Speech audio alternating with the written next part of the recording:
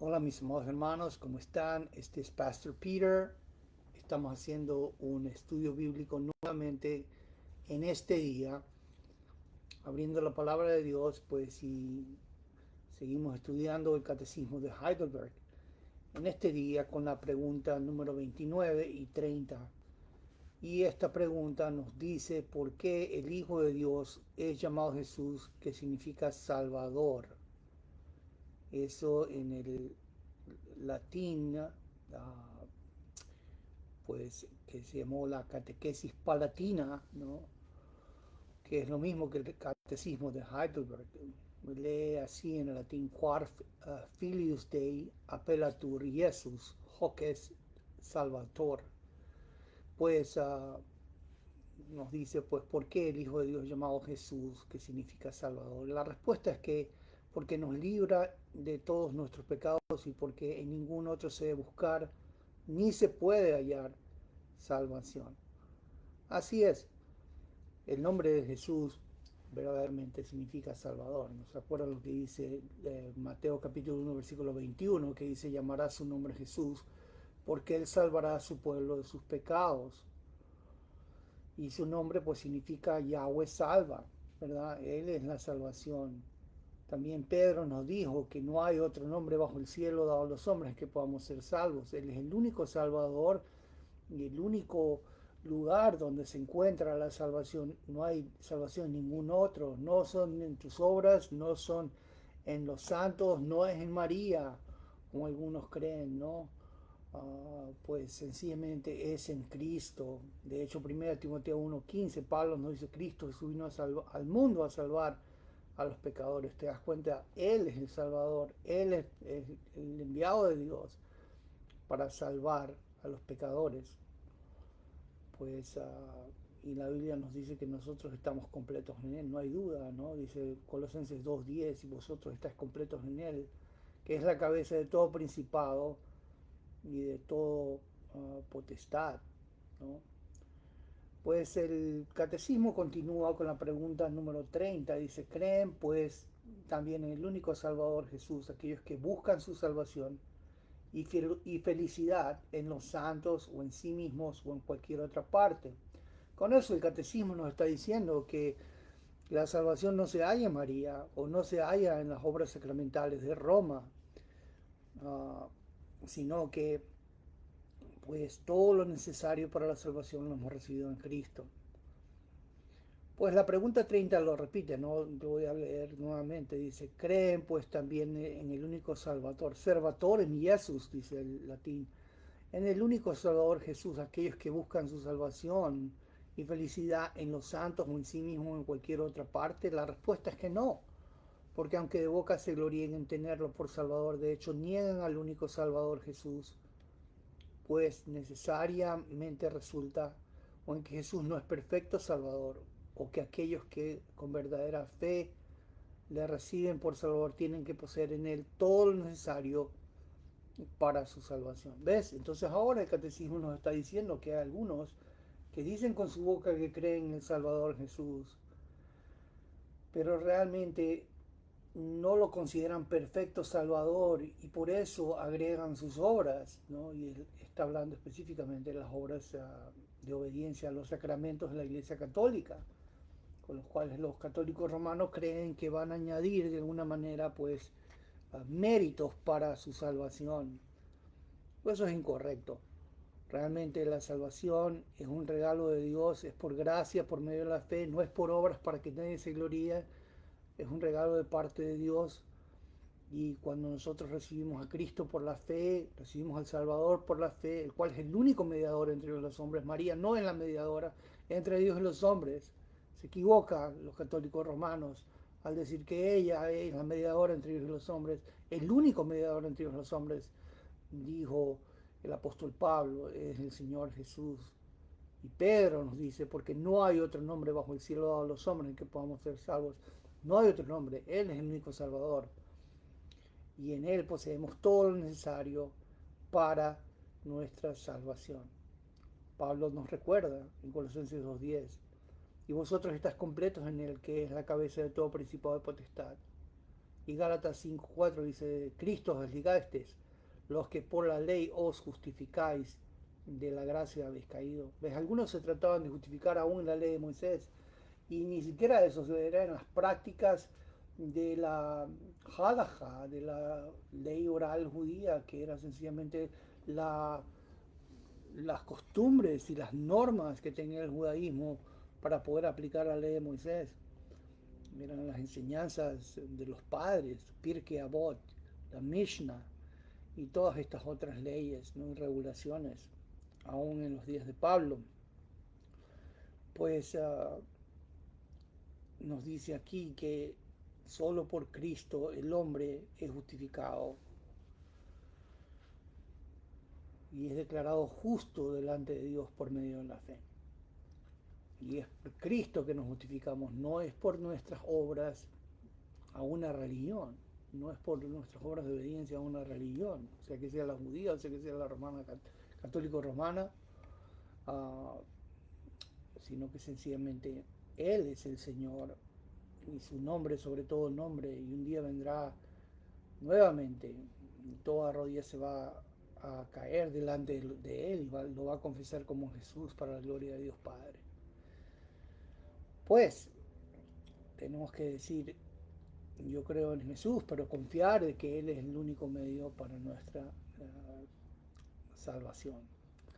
Ahora, estamos en el octavo día de Cuaresma y ahí quiero añadir algo, porque algunos, como te dije, estaban en contra de la Cuaresma, ¿no? Y siguen estando en contra de la Cuaresma. Entre eso estaba Calvino, ¿no? Imagínate que Calvino dijo lo siguiente, ¿no? Él dijo así, déjame citarlo. Él dijo, la Cuaresma es por lo tanto un mero y falso celo repleto de superstición que instauraba un ayuno bajo el título y pretexto de imitar a Cristo. Y después el teólogo puritano John Owen criticó a la iglesia romana por las prácticas cuaresmales de mortificar la carne, la abnegación que implica renunciar a algo. Owen va alegando que la Cuaresma llamaba a la gente más a la mortificación por sí misma para que se considerara justa, que a la creencia real en la obra suficiente de un Salvador. Y él dijo así, y cito a Owen, ¿no? Dice, lo cierto es que no saben qué es creer ni qué pretende la mortificación en sí misma. Tales hombres desconocen las escrituras y el poder de Dios. Pues, yo estoy de acuerdo que cuando hablamos de salvación, la Cuaresma no añade ninguna obra, porque no hay ningún mérito, you know? Pero lo que sigo diciendo, ¿no? Y con algunos evangélicos, voces evangélicas, ya citamos la semana pasada al profesor de Teología Histórica del Seminario de Dallas, que escribió de una manera proficiente ahí su opinión, ¿no? Déjame ver si puedo encontrar esto. Bueno, tú lo puedes leer en la página de la iglesia. Pero lo que quiero decir es lo siguiente, ¿no? Él cree que cuando nosotros estamos unidos en ciertas prácticas, ¿no? Que se celebraban en la iglesia histórica, el asunto es que ahora nos estamos alineando con la historia, estamos diciendo nosotros somos la iglesia de Cristo en este día, te das cuenta, y no es que hemos inventado algo, no es que la religión ha comenzado con nosotros, el cristianismo ha comenzado con nosotros, ¿no? Sino que nosotros tenemos una herencia histórica. Y yo creo que hay muchas cosas que la Cuaresma contiene que pueden ser rescatables desde un sentido, entendiendo que la salvación es suficiente en Cristo, pero que sirven para la práctica cristiana y para la santificación, ¿no? Ya te dije que la práctica de la iglesia pues del siglo segundo, tercero, cuarto, practicaba la Cuaresma. Mira lo que dice Jerónimo, el autor de la Vulgata latina. Dice, nosotros, según una tradición apostólica en la que todo el mundo está de acuerdo con nosotros, ayunamos durante una Cuaresma al año. No quiero decir, por supuesto, que sea ilegal ayunar en otros momentos del año, siempre excepto en Pentecostés, sino que mientras que en una Cuaresma en la Cuaresma es un deber de obligación, en otras épocas es una cuestión de elección. Cierro la cita de Jerónimo. En el año 340, Atanasio, que todos los evangélicos respetamos, ¿no? Por su credo, sus enseñanzas y por pararse por la verdad bíblica. Él dice así, pero he considerado además sumamente necesario y muy urgente hacer saber a vuestra modestia, pues he escrito esto a cada uno, que debéis proclamar el ayuno de 40 días a los hermanos y persuadirlos a ayunar, no sea que mientras todo el mundo está ayunando, nosotros que estamos en Egipto, seamos ridiculizados como los únicos que no ayunamos, sino que disfrutamos de estos días. Pues él continúa, porque si debido a que la carta no haya sido leída todavía, no ayunamos, deberíamos quitar este pretexto y debería ser leída antes del ayuno de 40 días para que no puedan usar esto como excusas o descuidar a ayunar. Además, cuando se lea, puedan aprender acerca del ayuno, pero oh amados míos, ya sea de esta manera o de cualquier otra, persuadidos, enséñales a ayunar los 40 días. Es una vergüenza que cuando todo el mundo hace esto, solo los que están en Egipto, en lugar de ayunar, encuentren su placer. Incluso yo, afligido porque los hombres se burlan de nosotros por esto, me he visto obligado a escribirle. Esto dijo San Atanasio en el año 340 en su carta desde Roma a Serapión. Pues aquí está diciendo él que él está instando a Serapión pues a ayunar, ¿no? Y a todas las iglesias, diciéndoles que cómo puede ser que mientras la iglesia en general está ayunando, pues hay algunos que no lo hagan, ¿te das cuenta?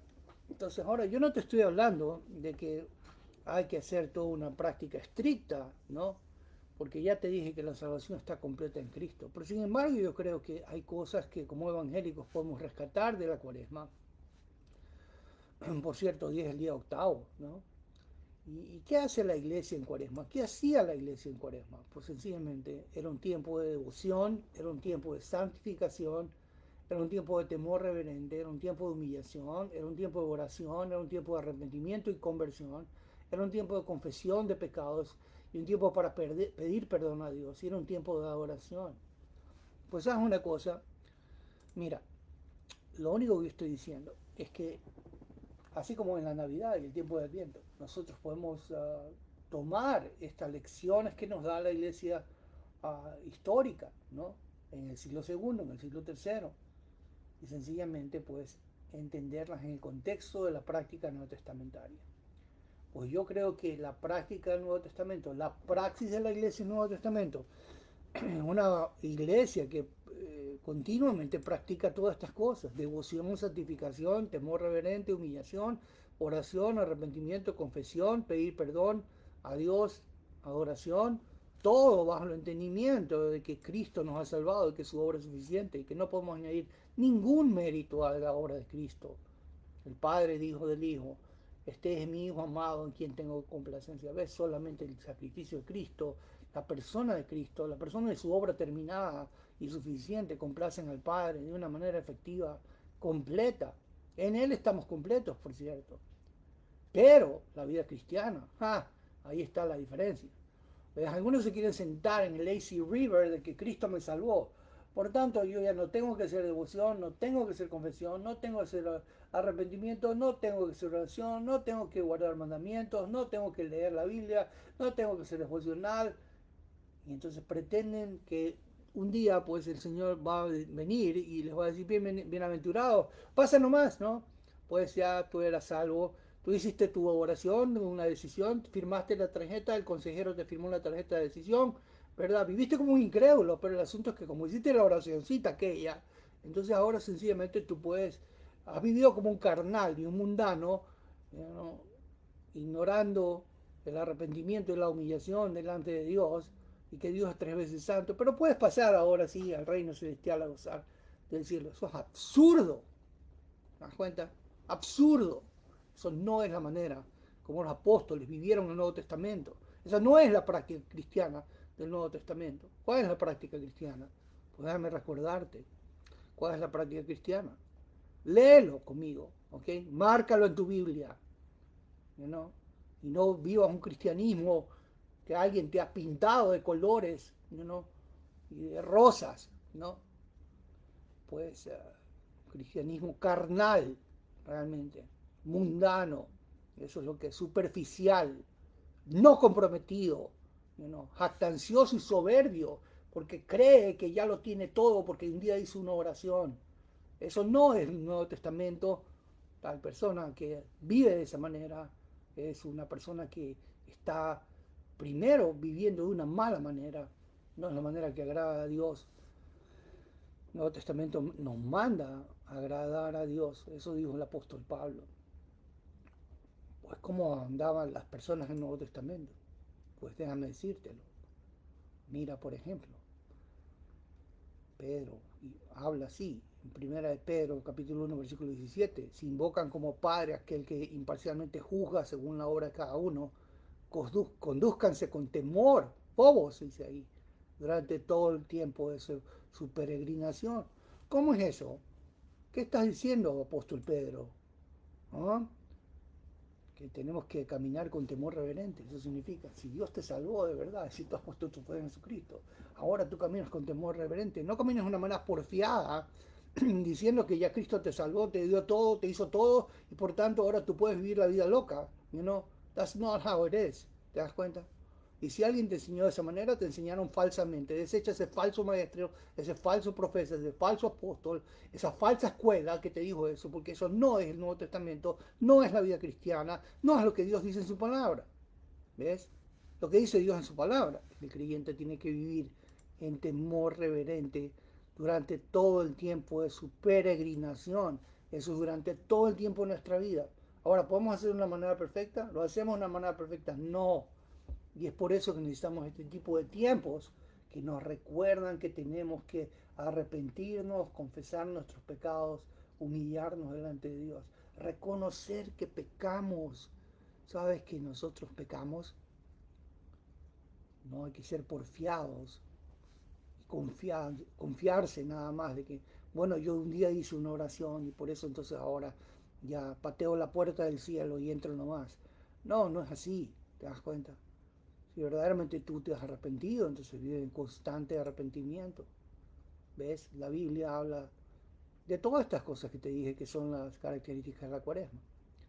La Biblia habla de devoción.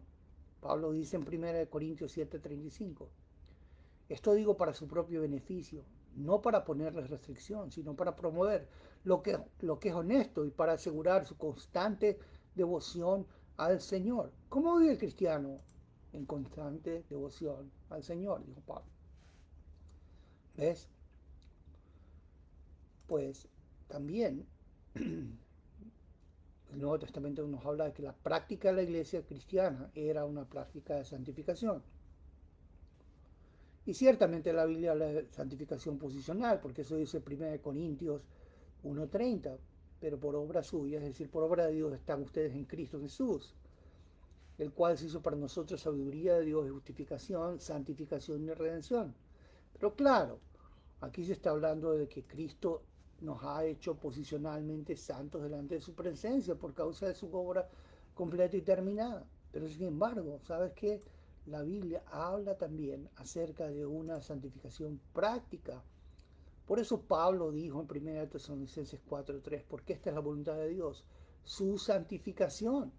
Después él añade, es decir, que se abstengan de inmoralidad sexual. ¿Sabes? Porque el cristiano que ha recibido a Cristo todavía puede caer en prácticas de inmoralidad sexual. Y por eso Pablo nos dice que la voluntad de Dios es nuestra santificación, que nos abstengamos. Ah, ahí está esa palabra, ¿no? ¿Te acuerdas? Que Roma usaba para la cuaresma. Abstención. Pero Pablo la está usando para la vida cristiana diaria del cristiano. Es decir, que el cristiano tiene que abstenerse. De hecho, Pablo habló acerca también de disciplina, ¿no? Y él habló de disciplinar su cuerpo. Déjame ver. Oh,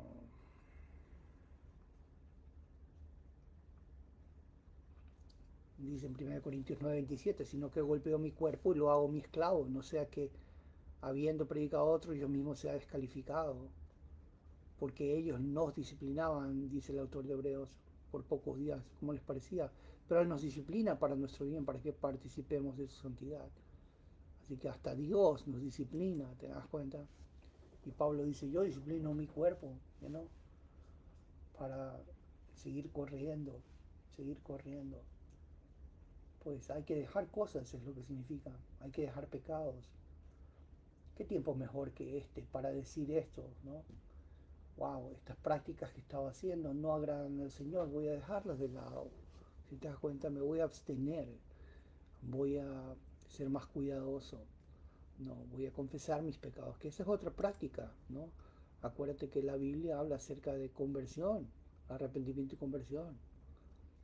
Y por cierto, pues Juan el Bautista nos recordó en Lucas 3:8, por tanto, den frutos de arrepentimiento y no comiencen a decirse uno a ustedes mismos, tenemos a Abraham por padre, porque les digo que Dios puede levantar hijos a Abraham de estas piedras.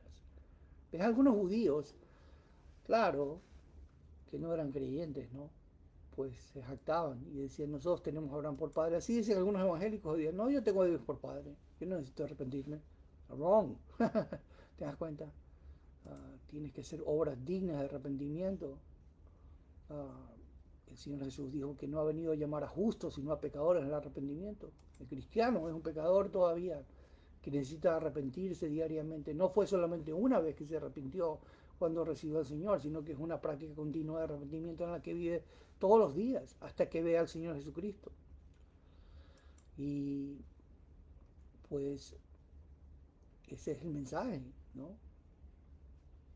En Hechos 3:19 nosotros vemos como Pedro dijo así, ¿no? Por tanto arrepiéntanse y conviértanse para que sus pecados sean borrados, a fin de que tiempos alivios vengan de la presencia del Señor. Claro, cuando tú crees en el Señor Jesucristo te vuelves a hacer un acto de Shubá, ¿no? Que te vuelves a Dios, converges a Dios para que tus pecados sean borrados. Pero la Biblia habla de que nosotros continuamente continuamos en esa práctica de arrepentimiento, haciendo obras dignas de arrepentimiento, dijo Pablo en Hechos capítulo 26, versículo 20. Dice que él anunciaba por toda la región de Judea y a los gentiles que debían arrepentirse y volverse a Dios haciendo obras dignas de arrepentimiento. What do you mean? O sea, que el creyente, cuando ya te vuelves a Jesucristo, el asunto es que todavía haces obras dignas de arrepentimiento. ¿Cómo es eso? Que tú reconoces que has pecado delante de Dios. Dices lo mismo que Dios dice. Y por tanto te confiesas. La idea es, no, y yo no estoy hablando de confesión con un sacerdote, estoy hablando de que tú te confiesas delante de Dios, diciéndole a Dios que has pecado, reconoces que has pecado. Y esa es una práctica que vemos en el Nuevo Testamento. Primera de Juan 1:8 al 10 dice, si decimos que no tenemos pecado, nos engañamos a nosotros mismos y la verdad no está en nosotros. Si confesamos nuestros pecados, Él es fiel y justo para perdonar nuestros pecados y limpiarnos de toda maldad. Si decimos que no hemos pecado, le hacemos el mentiroso, su palabra no está en nosotros. Y después dice, hijitos míos, les escribo estas cosas para que no pequen, y si alguien peca, tenemos abogado para con el Padre, Jesucristo el justo. Él mismo es la propiciación por nuestros pecados, y no solo por los nuestros, sino también por los del mundo entero. Y en esto sabemos que hemos llegado a conocerles y guardamos sus mandamientos. So, ya te he dicho entonces que todos estos elementos que hacía la iglesia del siglo segundo, tercero, cuarto, la iglesia histórica, pues se hallan en la práctica del Nuevo Testamento. Es una práctica cristiana que el creyente debe vivir a diario, ¿te das cuenta? Así que yo no veo nada de malo en usar todas estas cosas que dice el Nuevo Testamento y ponerlas en práctica en este tiempo. Y no solamente en este tiempo, sino vivir de esta manera. ¿Cómo vivimos entonces? Pues vivimos haciendo devoción a Dios. Eso significa abrir tu Biblia. Santificación, eso significa separarte para Dios, abstenerte, si tú quieres, de ciertas cosas, vivir en temor reverente. La Biblia habla de humillarse delante de Dios, humillados bajo la poderosa mano de Dios para que Él a su debido tiempo os exalte. Santiago lo dice, Pedro lo dice. La Biblia habla también de orar, Pablo dice, orad sin cesar, ¿no? Da gracias en todo porque esta es la voluntad de Dios para con vosotros. La Biblia habla de arrepentimiento, la Biblia habla de confesión, la Biblia habla de pedir perdón a Dios, pedir perdón a Dios. ¿Sabes? Eso es algo que yo noto. Hay algunos que no quieren pedir perdón a Dios. ¿Ves? Creen que no es necesario. ¿Sabes? Siempre me acuerdo cuando era un nuevo creyente. Justo estaba en la casa de la que hoy día es mi esposa, ¿no? Y había venido un hermano de la iglesia y yo estaba sentado en la sala. Me acuerdo que había un sillón y del otro lado había otro sillón en la sala. Y él se sentó del lado contrario a mí y queriendo jactarse un poco de su vida cristiana. Uh, y me acuerdo que hacíamos reuniones de evangelismo en esa casa y por eso justamente yo estaba ahí. Y pues él había venido a esta reunión de visita y pues él me dijo que él desde que había recibido a Cristo no había vuelto a pecar en su vida. Y yo le dije en ese momento, yo era un creyente nuevo, pero sabes una cosa, todavía el Señor me estaba dando su luz en su palabra. Y le digo, pues ahora estás pecando en este momento. Digo, porque la Biblia dice que todos hemos pecado. Y si decimos que no tenemos pecado, le hacemos el mentiroso. Su palabra dice nosotros. ¿Sabes qué? Eso era un autoengaño. Desde luego que todos pecamos, ¿te das cuenta? Desde luego que todo el cristiano que ha recibido a Cristo genuinamente, ¿no? Pues ha pecado. Solamente aquellos que no son salvos podrían decir, yo no he pecado nunca más en mi vida. Eso es absurdo. Eso es absurdo. Pero la Biblia habla acerca de pedir perdón. La Biblia habla de pedirle a Dios, confesar los pecados, reconocer que hemos pecado y decirle a Dios la verdad. Por tanto, Santiago 5:15 dice, la oración de fe restaurará al enfermo y el Señor lo levantará. Si ha cometido pecados, le serán perdonados. ¿Te das cuenta que está hablando de alguien que ha caído enfermo por causa de sus pecados? Pero dice que la oración de fe va a restaurar al enfermo. Él está hablando acerca de llamar a los ancianos en la iglesia, ungir a esta persona con aceite, que posiblemente era algo medicinal. Y dice, pero la idea es que hubo ahí confesión y hubo también ahí perdón, pedir perdón a Dios, y que el Señor lo iba a levantar, y que si había cometido pecados, le iban a ser perdonados. ¿Sabes? El creyente tiene que vivir de esta manera continua, pedir perdón a Dios. Y este tiempo es un tiempo para pedir perdón a Dios.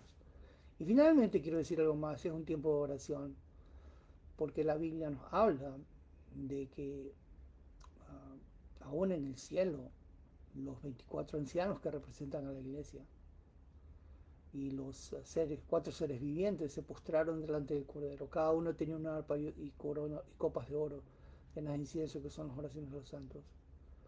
Y dice Apocalipsis 5:14, los cuatro seres vivientes decían amén, los ancianos se postraron y adoraron. La idea de proscuneo, de postrarse delante de Dios, adorar delante de Dios. Esta Javé es la idea en el hebreo. La idea es que doblar la cara delante del Dios Todopoderoso y reconocer su santidad, que Él es santo, santo, santo, Señor omnipotente. Aún los seres vivientes, ¿no? Pues se cubren sus rostros, ¿no? Para no ver la santidad de Dios, ¿no? Porque Él es 3 veces santo. Ah, ¿Cuánto más la iglesia tiene que hacer esto? Postrarse delante de Dios y adorarle a diario y reconocer su santidad. Pues claro, Cristo nos libra. Él es un gran Salvador, como comenzamos diciendo esta mañana. Él es el suficiente Salvador, en Él estamos completos. Pero por causa de nuestra salvación en Cristo, es que nosotros nos postramos, tenemos una vida devocional, nos humillamos, pedimos perdón, confesamos nuestros pecados, nos arrepentimos y caemos postrados a sus pies en adoración, reconociendo su santidad. Mira, te animo a que continúes caminando en santificación, porque esto es la voluntad de Dios para el cristiano, de acuerdo a lo que dice el Nuevo Testamento, la palabra sagrada de Dios. Bueno, sin más que decirte, quiero animarte. Este domingo tenemos una reunión de adoración en la iglesia Bautista Miramar. Si tú no tienes una iglesia, vives aquí en el condado de Broward, pues te animo a que nos visites a una congregación hermosa de hermanos que se reúnen todos los domingos a las 9 de la mañana aquí en West Park, en la iglesia Bautista Miramar. Te vamos a dejar la dirección aquí abajo para que sepas dónde es. Y vengas y ores con nosotros. Ahora al único y suficiente Salvador Jesucristo, pues. Ahora es al Padre, la bendita Trinidad.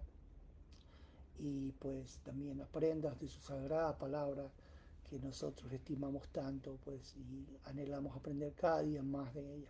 Sin más que decirte que el Señor te bendiga y que tengas una semana de bendición. Bendiciones.